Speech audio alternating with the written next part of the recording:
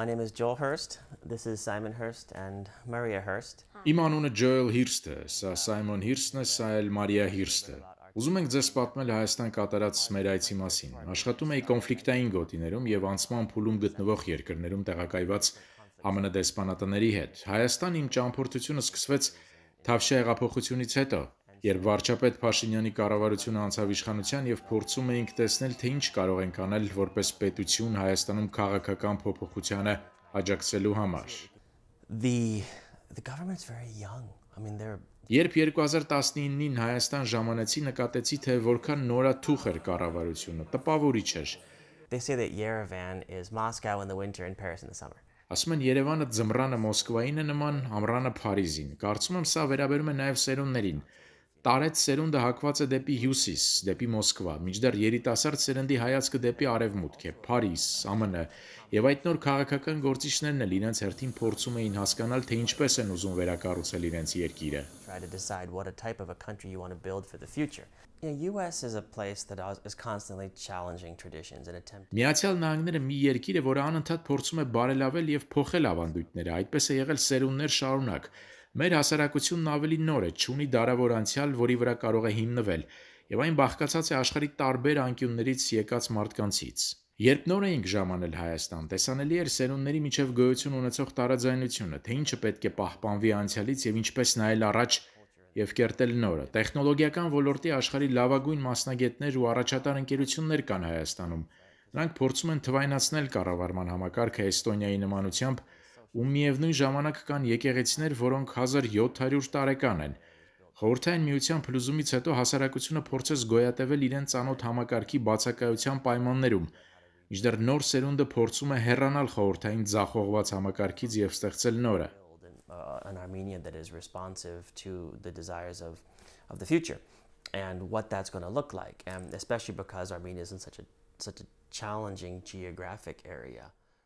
Շատ դժվար է այդ անել, պատճառը աշխարհաքաղաքական իրավիճակն է։ ԱՄՆ-ում օրինակ չունենք այսպես կոչված վատ հարևան երկրներ։ Կարծես կղզի լինենք, ուր կարող ենք զարգանալ, մինչդեռ Հայաստանի հարևաններն են Թուրքիան, Ադրբեջանը, Իրանը իր բարդ ռեժիմով, Ռուսաստանը, որը միշտ միայն իր շահերի մասին է մտածում, Հայաստանը անցյալում նույնպես շրջապատված է եղել անհաջող հարևաններով եւ կարողացել է պահպանել իր լեզուն, կրոնը, ավանդույթներն ու մշակույթը։ Հայաստանում շատ բան կա սովորելու անցյալից, իսկ օրինակ ամերիկացիները շատ չեն նայում անցյալին ու նոր մի միտում կա, թե անցյալը ճիշտ չէր եւ պետք է միայն ապագային նայենք։ Հայաստանը ցույց է տալիս, որ անհրաժեշտ է պահպանել անցյալը, քանի որ այն ցույց է տալիս, թե ով ենք մենք։ Armenia surprises you in that my experiences was and I Մենք Հայաստան տեղափոխվեցինք Արևմտյան Աֆրիկայում 6 տարի անցկացնելուց հետո, ուր իրավիճակը շատ բարդ էր, այնտեղ ապրելը դժվար էր, ամենուր աղքատություններ, իսկ տեղի հակամարտություններն ավելի լուրջ էին։ Տարբերությունը դարերից եկած ժառանգություն ունեցող Հայաստանի հետ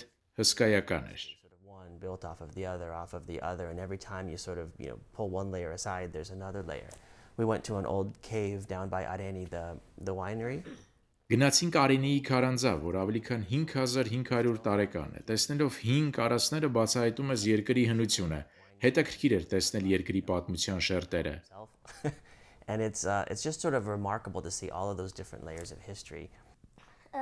Every winter, well, almost every winter, like we would go up to a ski resort. Ինձ դուր էր գալիս ծաղկածոր գնալ եւ դահուկ քշել, հետո գնում եւ խորոված էինք ուտում։ Ski down this one mountain. One time I went to the highest point and skied down from there. It was good. Do you remember what it was called? No. Zakazor. Oh yeah, that. Did you guys have hash? Hosh? We tried hash. What was that again? All right, that was enough. Yeah. Seriously, somebody tell me. It's that soup that's basically melted down cartilage and then you put all sorts of crunchy bread into it. As amazing as Armenian food is. Որքան էլ որ հայկական խոհանոցը հիասքանչ է, այնուամենայնիվ խաշը մեզ այնքան էլ դուր չեկավ։ Yeah, it was yeah. You gotta now tell me the top of the list so we can kind of cover that up. The top of the list was so it's interesting. Also back Ինձ դուր է գալիս, որ Հայաստանում կարելի է հանդիպել նաև տարբեր ազգերի խոհանոցների։ Օրինակ կային ռուսական կերակուրներ, բորշ կամ պելմենները, մերձավոր արևելյան ուտեստներ, դոլման, քյուֆտան եւ այլն։ At the same time, you have the other side, which is sort of the more Middle Eastern, the more. I wrote a book.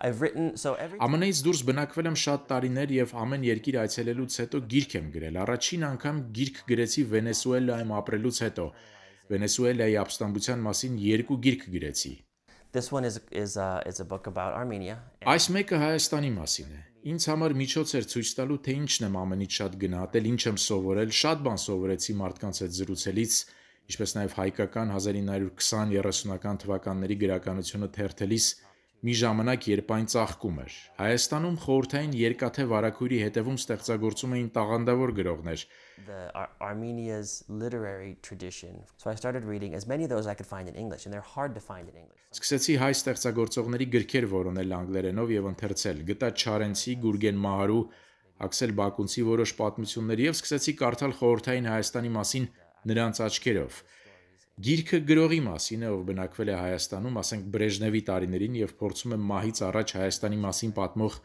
իր գիրքը գրել։ This is the story about how he tries to do that.